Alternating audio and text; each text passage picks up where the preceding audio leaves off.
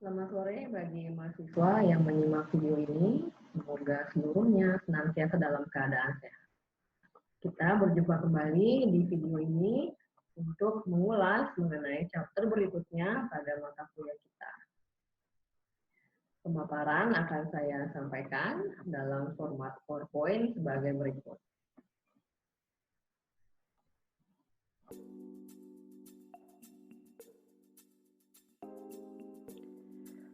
Topik bahasan kali ini adalah strategi pemasaran global.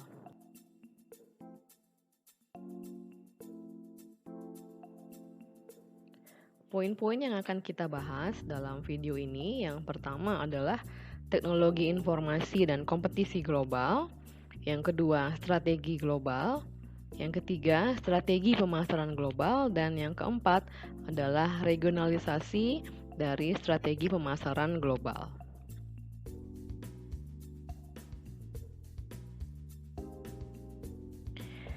Saat ini, konsumen dapat mengetahui produk-produk yang tersedia di negara-negara lainnya.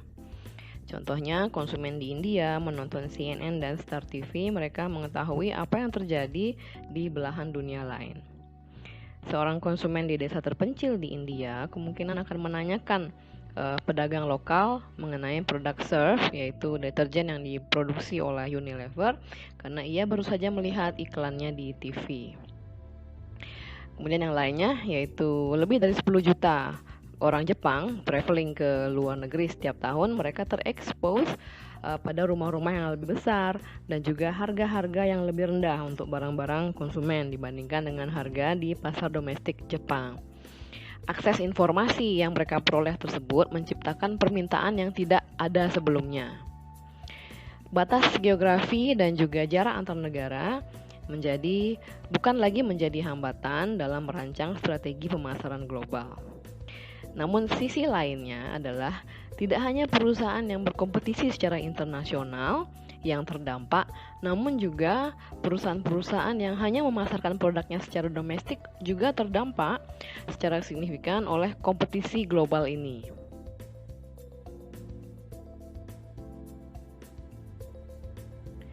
Kita masuk ke topik yang pertama, yaitu teknologi informasi dan kompetisi global.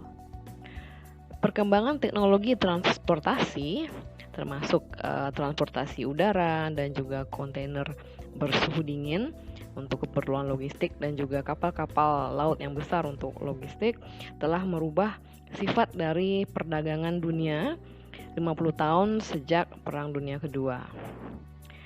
Perdagangan elektronik atau e-commerce telah merubah sifat kompetisi di seluruh dunia, di mana jarak geografis tidak lagi relevan dalam merancang strategi global.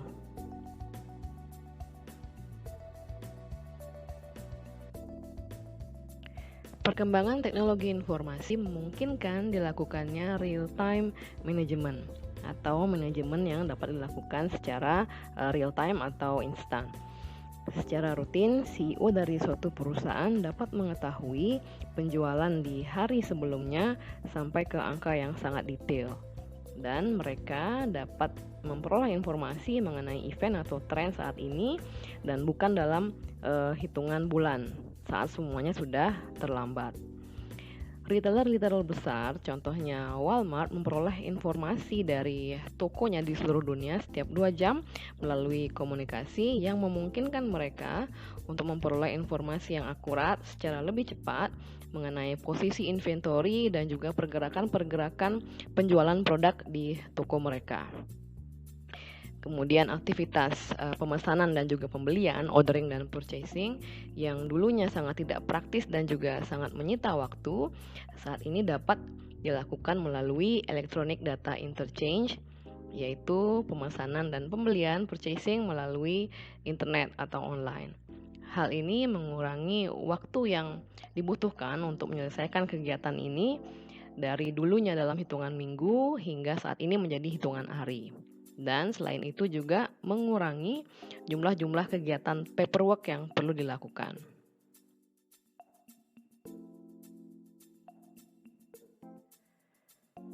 Teknologi informasi memungkinkan dilakukannya komunikasi online. Komunikasi online mengurangi waktu yang dibutuhkan untuk bereaksi atau merespon dan juga meningkatkan produktivitas. Penggunaan komunikasi online dapat meningkatkan efisiensi internal perusahaan, yaitu dengan cara melakukan video conferencing untuk melakukan presentasi dan rapat, sehingga dapat mengurangi biaya travel dan juga menghemat waktu.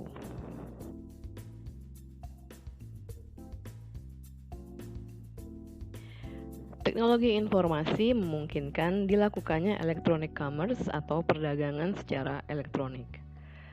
Pengembangan bisnis tidak lagi terhambat oleh kebutuhan untuk mencari tempat-tempat komersil untuk membuka bisnis dan kebutuhan untuk mencari staf penjualan. Internet telah merubah secara fundamental ekspektasi konsumen mengenai kenyamanan, kecepatan, komparabilitas, harga, dan layanan dalam berbelanja. Bahkan retailer tradisional pun memperoleh manfaat dari e-commerce. Pemasaran di luar pasar domestik umumnya selalu terhambat oleh jarak geografis atau batas-batas geografis. Namun saat ini tidak lagi seperti itu karena perkembangan transportasi dan teknologi telah mengurangi banyak kesulitan-kesulitan dalam melakukan bisnis di luar batas negara.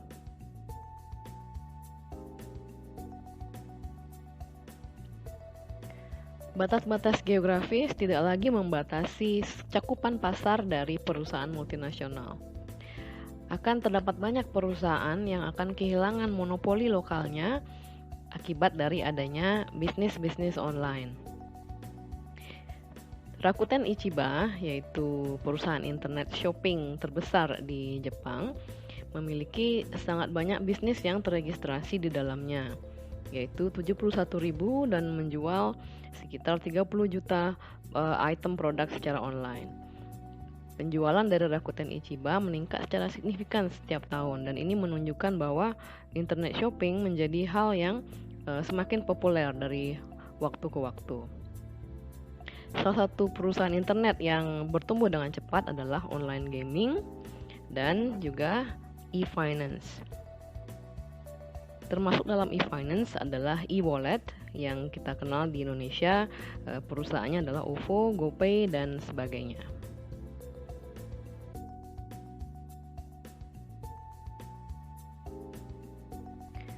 Teknologi informasi juga memungkinkan terbentuknya e-company. Efek dari jaringan informasi dalam perusahaan multinasional akan terlihat dalam karakteristik dari struktur organisasinya. Semakin banyak perusahaan multinasional yang mulai mempergunakan internal web servers untuk memfasilitasi komunikasi dan transaksi antara karyawan dengan juga suppliernya dan dengan distributornya. Contohnya adalah Siemens yang menghabiskan $1 billion untuk mengubah struktur organisasinya menjadi e-company atau perusahaan yang sepenuhnya elektronik.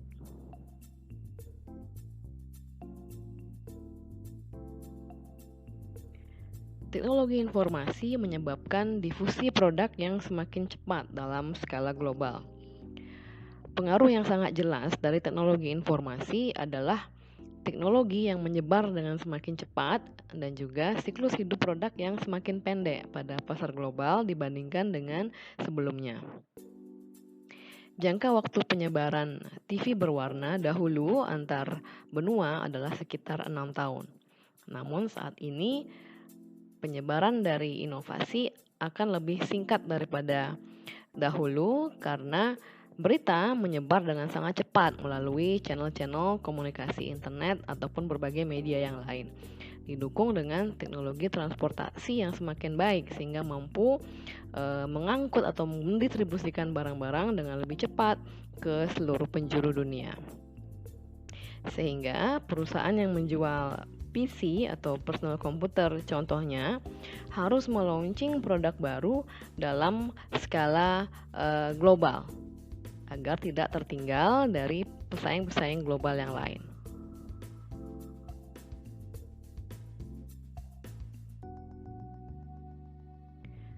Perkembangan teknologi informasi mendorong terbentuknya global citizenship atau konsumen global. Lingkungan global membutuhkan strategi yang melingkupi banyak negara dan mengintegrasikan operasional perusahaan lintas negara. Strategi ini bersifat global dan tidak lagi mempergunakan orientasi etnosentris, yaitu orientasi pada hanya pasar domestik, atau orientasi polisentrik yang berorientasi pada kebutuhan dan preferensi di masing-masing negara. Saat ini perusahaan perlu untuk mengadopsi orientasi geosentrik yang memandang dunia sebagai satu pasar potensial dan mengintegrasikan aktivitas perusahaan dalam satu global basis.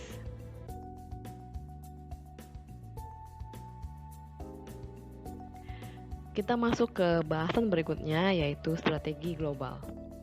Strategi global adalah sekumpulan keunggulan kompetitif yang diperoleh dari skala ekonomis yang luas dan juga distribusi merek secara global.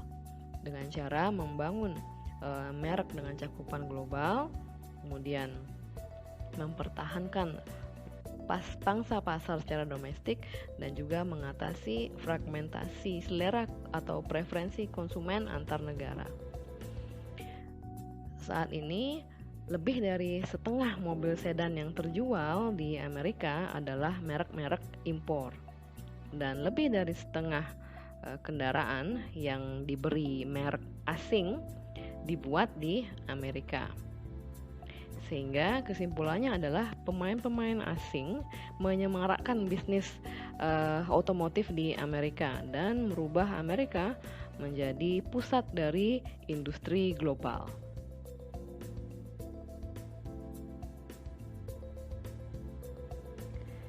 Setiap industri memiliki aspek global, dan faktanya sejumlah industri memiliki lebih banyak aspek global dibandingkan industri yang lain. Saat ini dapat dikatakan bahwa dalam beberapa industri, globalisasi pasar sudah tercapai, di mana selera konsumen di seluruh dunia telah semakin serupa, dan perusahaan-perusahaan global telah berupaya untuk mempengaruhi selera konsumen agar dapat semakin serupa. Terdapat 4 faktor yang menentukan potensi globalisasi dari suatu industri yang ditampilkan pada gambar di slide berikutnya.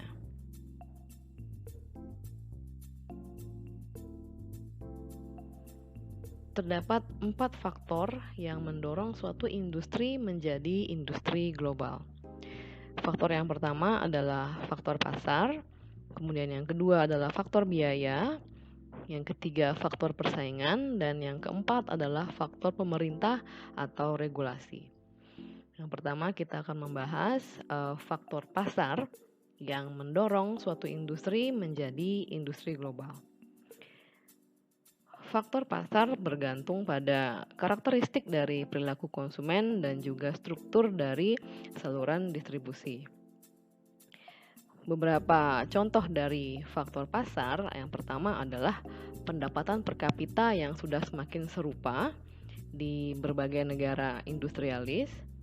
Kemudian berikutnya adalah kesamaan dari gaya hidup dan juga preferensi konsumen di banyak negara. Kemudian diantaranya juga adalah revolusi dari teknologi informasi dan komunikasi. Kemudian berikutnya adalah semakin meningkatnya perjalanan internasional yang membuat konsumen menjadi lebih aware atau mengetahui produk-produk yang ada di luar negeri. Kemudian berikutnya dari faktor pasar adalah kebutuhan dari perusahaan multinasional untuk mengembangkan advertising skala global. Jadi satu iklan yang dapat ditayangkan di seluruh dunia.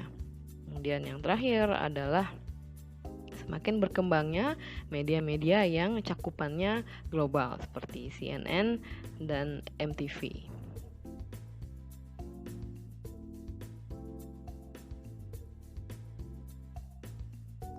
Faktor berikutnya adalah faktor biaya. Faktor biaya diantaranya adalah kebutuhan perusahaan multinasional untuk meraih skala ekonomis dan skop ekonomis. Dengan skala ekonomis yang besar, perusahaan multinasional dapat menghasilkan produk dengan biaya yang rendah, sehingga dengan menetapkan harga yang rendah, mereka dapat berkompetisi dengan lebih baik secara global.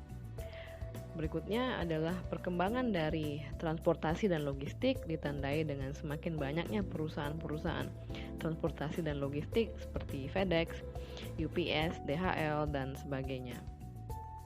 Berikutnya adalah semakin banyaknya negara-negara industrialis baru yang memiliki kapabilitas produksi yang baik, namun dengan biaya tenaga kerja yang rendah. Contohnya adalah banyak negara di Asia dan juga negara-negara di Eropa Timur. Yang berikutnya adalah biaya pengembangan produk baru yang semakin tinggi akibat dari siklus hidup produk yang semakin pendek.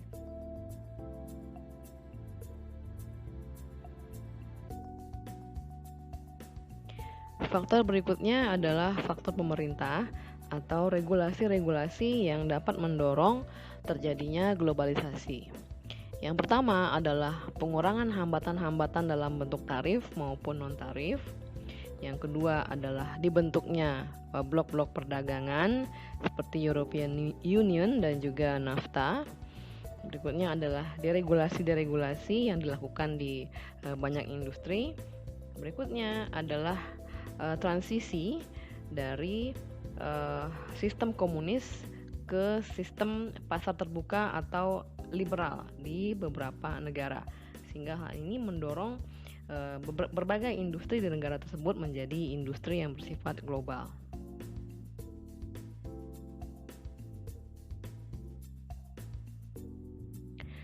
Faktor berikutnya adalah faktor persaingan yang mendorong terjadinya globalisasi. Faktor persaingan diantaranya yang pertama adalah peningkatan pada volume perdagangan dunia, kemudian semakin bermunculannya negara-negara atau perusahaan-perusahaan yang berambisi menjadi kompetitor global, dan berikutnya adalah semakin banyaknya bermunculan perusahaan-perusahaan internet atau e-company. Kemudian berikutnya adalah semakin banyak perusahaan yang menjadi geosentrik dibandingkan dengan etnosentrik. Contohnya Stanley Works, sebuah perusahaan di Amerika yang memindahkan fasilitas produksinya ke negara lain dengan biaya yang lebih rendah. Kemudian contoh yang lain adalah Uniden, yaitu perusahaan peralatan telekomunikasi dari Jepang yang tidak pernah memproduksi produknya di Jepang, namun justru di negara lain di mana biaya material lebih murah dan juga biaya tenaga kerja lebih murah. Yang terakhir adalah semakin meningkatnya atau semakin banyaknya aliansi-aliansi strategis yang dibentuk oleh beberapa perusahaan secara global.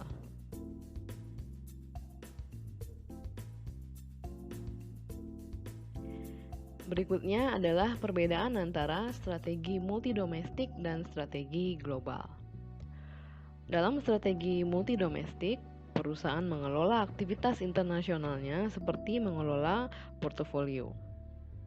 Sehingga cabang-cabang perusahaan di masing-masing negara mengontrol aktivitas-aktivitas mereka untuk memaksimalkan profit di area operasi mereka masing-masing. Aktivitas atau personal cabang-cabang ini tidak memiliki keterkaitan dengan aktivitas di cabang lain di negara lain. Cabang-cabang ini memiliki tingkat otonomi yang sangat tinggi dan aktivitas masing-masing cabang di masing-masing negara ditentukan oleh kondisi kompetitif di pasar domestik mereka tersebut. Sebaliknya, strategi global adalah strategi yang mengintegrasikan aktivitas perusahaan dalam skala global dan mencoba untuk mencari keterkaitan atau kesamaan antar negara, dan strategi global ini memperlakukan seluruh dunia ini sebagai satu pasar yang tidak memiliki batas.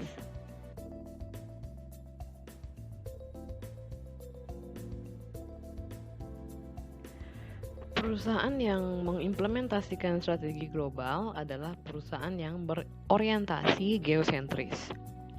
Perusahaan ini memandang seluruh dunia sebagai satu arena operasinya dan mengembangkan integrasi global untuk meraih skala ekonomis dan skop ekonomis. Dan di waktu yang sama, di saat yang sama juga mencoba untuk tetap responsif terhadap perbedaan selera pasar apabila perbedaan tersebut benar-benar signifikan dan perlu ditindaklanjuti.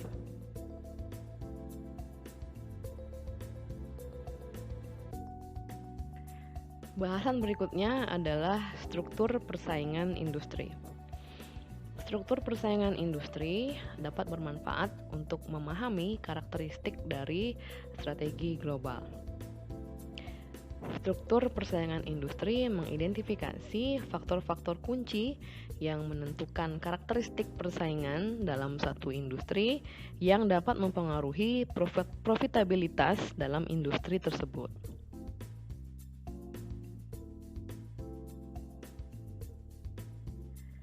Terdapat 5 faktor yang mempengaruhi tingkat profitabilitas suatu industri. Yang pertama adalah persaingan antar kompetitor. Semakin banyak kompetitor dalam satu industri akan menyebabkan profitabilitas perusahaan di industri tersebut tertekan. Faktor yang kedua adalah potential entrant atau potensi masuknya pemain baru ke dalam industri. Semakin tinggi entry barrier atau hambatan masuk industri yang semakin tinggi akan menyebabkan jumlah pemain yang masuk menjadi sedikit. Contoh-contoh industri yang memiliki hambatan masuk yang tinggi adalah industri yang membutuhkan investasi dalam jumlah besar dan industri yang sifatnya kompleks, seperti contohnya airlines. Sebaliknya, industri dengan entry barrier yang rendah atau hambatan masuk yang rendah adalah industri retail online, di mana banyak perusahaan yang dapat memasuki industri retail online dengan sangat mudah dengan investasi yang minim, sehingga industri dengan entry barrier atau hambatan masuk yang rendah menyebabkan profitabilitas industri tersebut juga menjadi rendah karena potensi masuknya pemain-pemain ke industri tersebut sangat besar. Yang ketiga adalah daya tawar supplier. Ilustrasinya adalah Intel telah menjadi produsen dominan mikroprosesor untuk PC. Bargaining power Intel yang cukup besar ini menyebabkan banyak produsen PC beroperasi dengan profit margin yang sangat rendah, sehingga ini menyebabkan industri PC menjadi sangat kompetitif atau memiliki profitabilitas yang sangat rendah. Faktor yang keempat adalah daya tawar dari pembeli. Saat ini pembeli memiliki daya tawar yang sangat besar karena mereka memiliki akses informasi yang sangat luas. Saat ini pembeli dapat membandingkan harga, layanan maupun produk antar perusahaan dengan cepat melalui internet, sehingga mereka akan memilih perusahaan yang menurut mereka terbaik. Kemudian faktor yang kelima adalah ancaman dari produk-produk substitusi. Contohnya adalah industri kamera saat ini sudah sangat terdesak oleh industri smartphone, di mana smartphone dapat menyediakan substitusi bagi kamera, di mana smartphone saat ini telah dilengkapi dengan kamera-kamera dengan kapabilitas yang sangat tinggi, yang saat ini dapat menyaingi fitur-fitur dari suatu kamera. Sehingga apabila suatu industri memiliki atau terdapat industri lain yang mampu menyediakan produk substitusi, maka industri tersebut akan terancam secara pangsa pasar dan juga secara profitabilitas.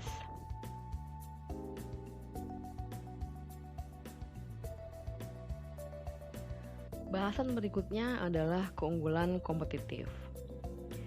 Perusahaan yang memiliki keunggulan kompetitif adalah perusahaan yang mampu memberikan manfaat yang sama dengan kompetitor namun dengan harga yang lebih rendah, atau memberikan manfaat atau keunggulan yang melebihi dari produk-produk kompetitor.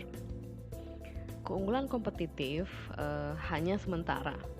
Apabila kompetitor dapat menyamai tawaran perusahaan dan sama-sama unggul, maka perusahaan tidak lagi memiliki keunggulan kompetitif. Untuk memperpanjang periode monopoli ini atau untuk memperpanjang periode keunggulan kompetitif perusahaan berupaya untuk mengembangkan strategi-strategi yang akan sulit untuk ditiru oleh kompetitor. Perusahaan yang membangun keunggulan kompetitif dari skala ekonomis, artinya mampu memproduksi produk dengan biaya yang lebih rendah sehingga menetapkan harga yang lebih rendah, adalah perusahaan yang mempergunakan cost leadership strategi atau strategi kepemimpinan biaya.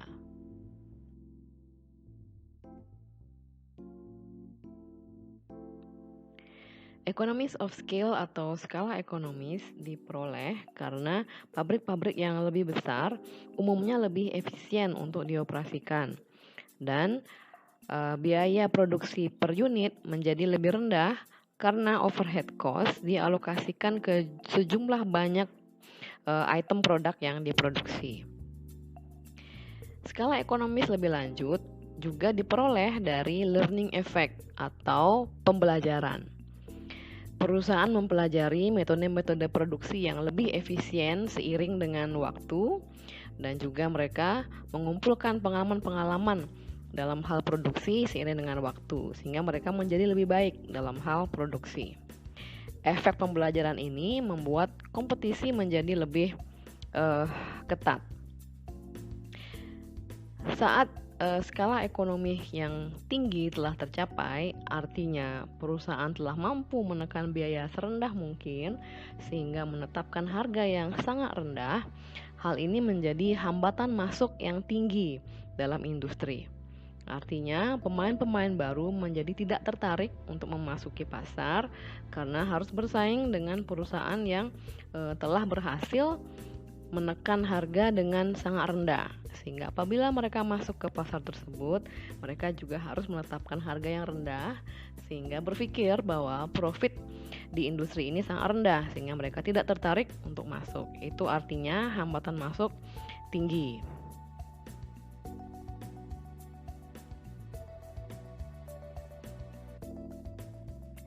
Perusahaan-perusahaan yang menerapkan cost leadership strategi atau menawarkan produk dengan harga rendah dapat sangat rentan terhadap perusahaan-perusahaan yang mempergunakan strategi diferensiasi.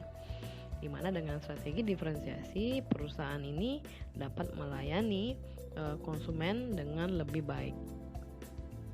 Walaupun terdapat pendapat bahwa harga yang lebih rendah akan mampu menarik lebih banyak konsumen, namun terdapat juga sejumlah konsumen yang bersedia untuk membayar harga yang lebih mahal untuk memperoleh produk dengan fitur-fitur yang mereka inginkan. Fitur-fitur unik atau diferensiasi dapat datang dalam bentuk kenyamanan, kinerja produk, desain produk atau tampilan produk, dan juga status simbol atau status yang diperoleh apabila mempergunakan produk tersebut dan kesan eksklusif apabila mempergunakan produk tersebut. Contohnya adalah walaupun produk-produk mobil Jepang cukup mendominasi dalam industri karena harga produknya yang cukup terjangkau, namun merek BMW dan juga Volvo tetap dapat menjaga eksistensi mereka di pasar high-end segmen pada industri mobil karena mereka menawarkan produk yang berbeda, tidak mengedepankan pada biaya rendah tapi mengedepankan pada produk dengan fitur-fitur yang berbeda dan memunculkan kesan eksklusif pada pemakainya.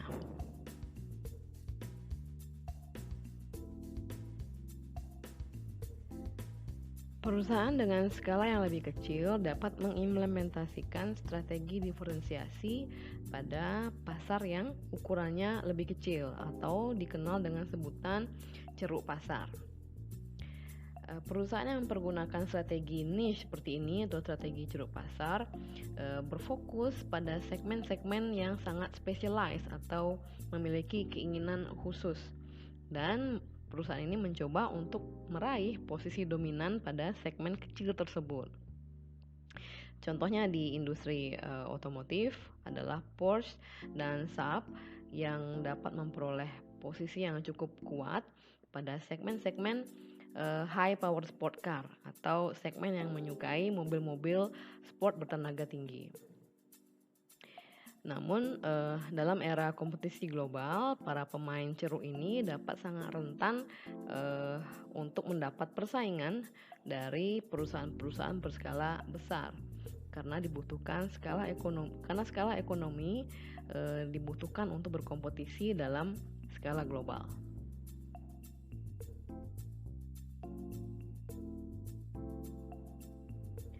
Bagi sejumlah perusahaan, teknologi adalah kunci sukses pada pasar yang menginginkan kemajuan teknologi pada produk-produknya. Perusahaan mempergunakan kepemimpinan dalam hal teknologi untuk menghasilkan inovasi yang cepat dan untuk memperkenalkan produk-produk baru. Namun, keahlian teknologi yang tersebar di seluruh penjuru dunia membuat keunggulan teknologi satu perusahaan hanya bersifat sementara, di mana perusahaan-perusahaan lain dapat dengan cepat meniru inovasi-inovasi yang baru saja dikeluarkan, sehingga perusahaan tidak sebaiknya berpuas diri. Perusahaan perlu untuk beralih ke sumber-sumber keunggulan berikutnya untuk tetap menjadi yang terdepan. Teknologi, kemampuan pemasaran, dan aset-aset lainnya yang dimiliki oleh perusahaan dapat menjadi senjata yang akan mereka gunakan untuk memperoleh keunggulan dibandingkan dengan kompetitornya.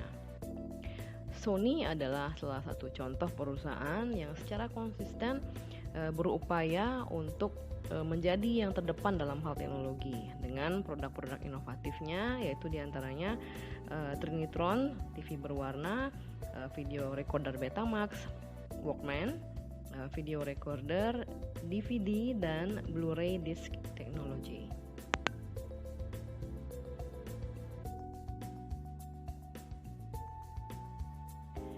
Tidak selamanya menjadi yang pertama di pasar adalah keputusan yang terbaik. Terkadang terdapat juga kelemahan-kelemahan menjadi yang pertama di pasar. Contohnya adalah apa yang dilakukan oleh Citigroup dapat mengilustrasikan bahwa menjadi yang pertama memasuki pasar juga memiliki kelemahan. Untuk memulai pijakannya atau memulai fondasi bisnisnya di ekonomi Cina yang sedang berkembang, Citigroup melakukan aliansi dengan Shanghai Pudong Development Bank di Cina untuk menargetkan pasar kredit card di Cina. Dari aliansi tersebut, kemudian 10 juta kredit card diedarkan dengan kredit yang bergulir di Cina.